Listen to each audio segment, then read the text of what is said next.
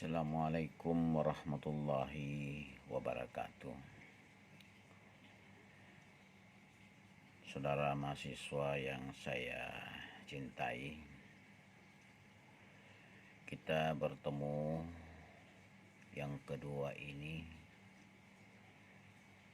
pada mata kuliah leadership. Minggu yang lalu kita sudah membicarakan tentang pokok-pokok yang akan kita bahas dalam mata kuliah ini. Dan hari ini kita akan membicarakan tentang definisi kepemimpinan. Secara umum dapat dipahami bahwa kepemimpinan merupakan sikap yang dimiliki seorang pemimpin, yang mana sikap itu digunakan untuk mempengaruhi orang lain di dalam sebuah kelompok atau organisasi untuk mencapai tujuan yang disepakati bersama. Jadi kepemimpinan adalah suatu proses pada saat pemimpin memberikan pengaruh atau contoh kepada setiap bawahannya atau kepada individu yang dipimpinnya dengan maksud untuk mencapai tujuan.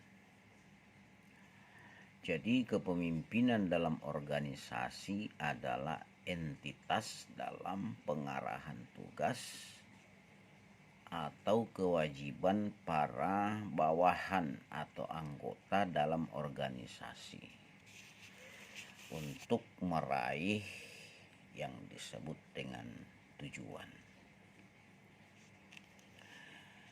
Jadi kepemimpinan itu dapat diartikan sebagai satu, kemampuan seseorang mempengaruhi orang lain.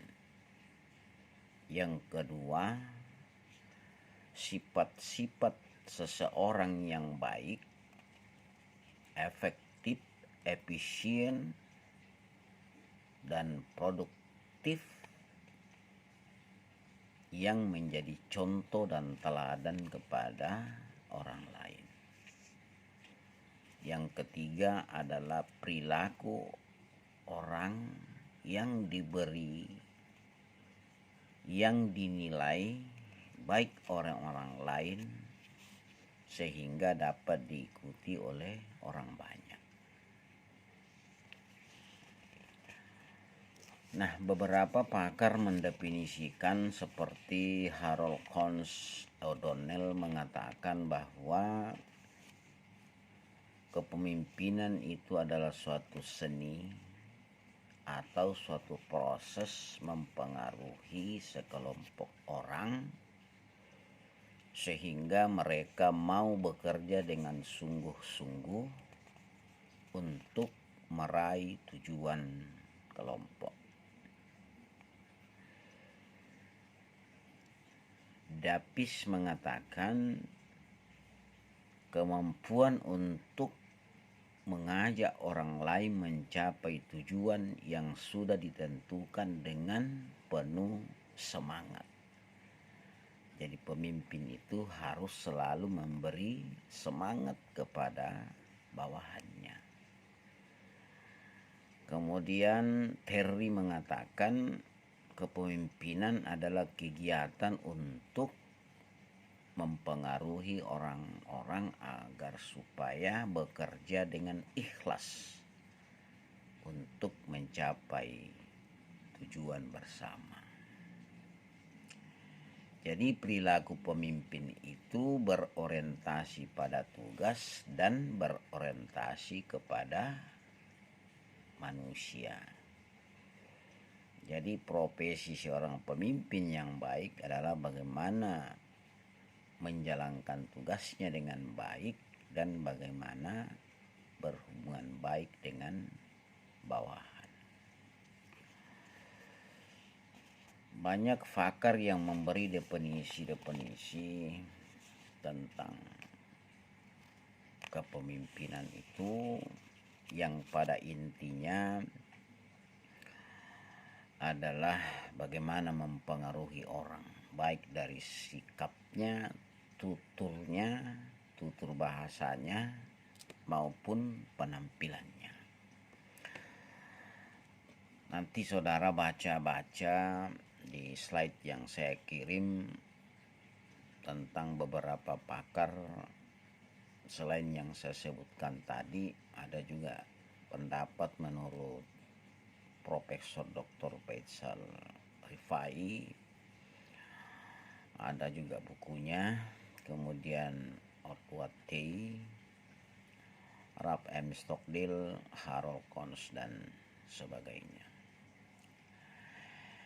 Bob Bih mengatakan, mengetahui apa tindakan berikutnya itu pemimpin, mengetahui mengapa tindakan itu penting, dan mengetahui bagaimana menggunakan sumber daya yang ada. Bill Neumann mengatakan pemimpin adalah orang yang mengetahui arah, mengikuti arah, dan menunjukkan kepada orang lain arah yang benar. Jadi standar terbaik untuk mengukur keberhasilan Anda dalam kehidupan adalah dengan menghitung jumlah orang yang telah Anda buat bahagia. Jadi buatlah orang bahagia, itu salah satu ciri pemimpin yang ada dalam diri saudara.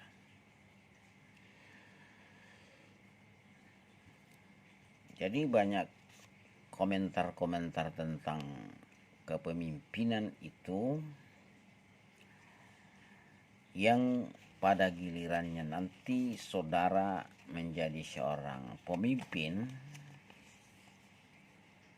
yang bisa diimplementasikan dari teori-teori yang saudara peroleh. Walaupun mungkin biasanya teori itu mengatakan ini, tetapi karakter orang itu biasanya berbeda. Salah satu dosen sejarah Fakultas Ilmu Budaya Unhas yang saya juga tulis di slide ini,